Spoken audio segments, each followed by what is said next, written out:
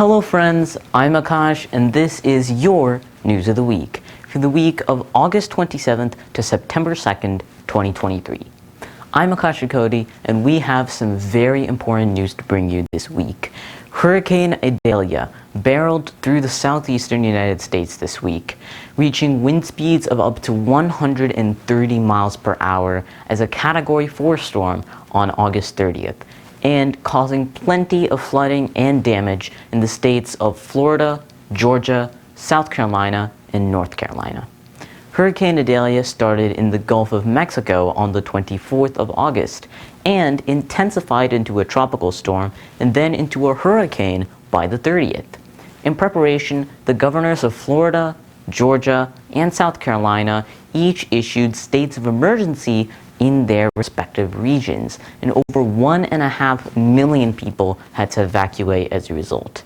The hurricane hit the state of Florida on the 30th as a Category 3 hurricane, causing record levels of water height and damage to the surrounding regions.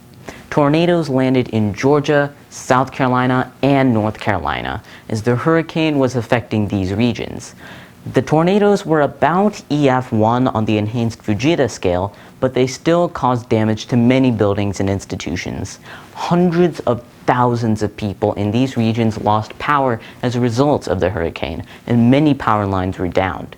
The total cost of Hurricane Adelia was estimated by financial company Moody's at $20 billion. So let's take a look at our second story of the week. A building fire in the city of Johannesburg in South Africa has killed 76 people and injured 88 others. The building was abandoned, but it was being used as a makeshift shelter for more than 400 people at the time of the fire.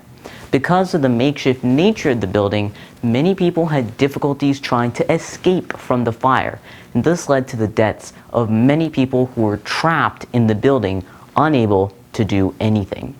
This is one of the deadliest fires in South African history, and it has put the spotlight on the many abandoned and rickety buildings in the area that have been used as shelters by those who couldn't find a living in South Africa.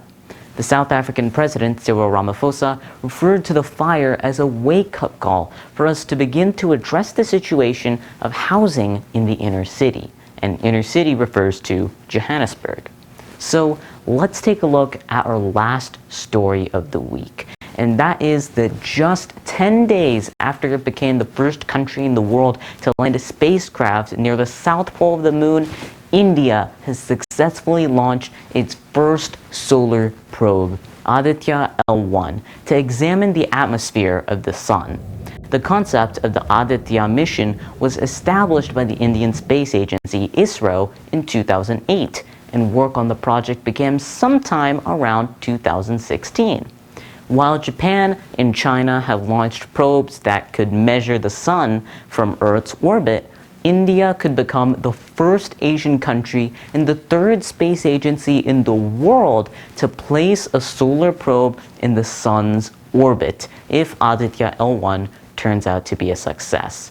The only two other space agencies to do so are NASA from the United States and ESA for Europe. This is another really big step in India's space agency mission, and seeing as they've already made several major leaps in the space field, it'll be very, very exciting to see what major advances India can make next in the field of astronomy. So that is all of your news of the week for the week of August 26th to September 2nd, 2023. Thanks so much for watching, and I hope to see you soon in another News of the Week. Goodbye.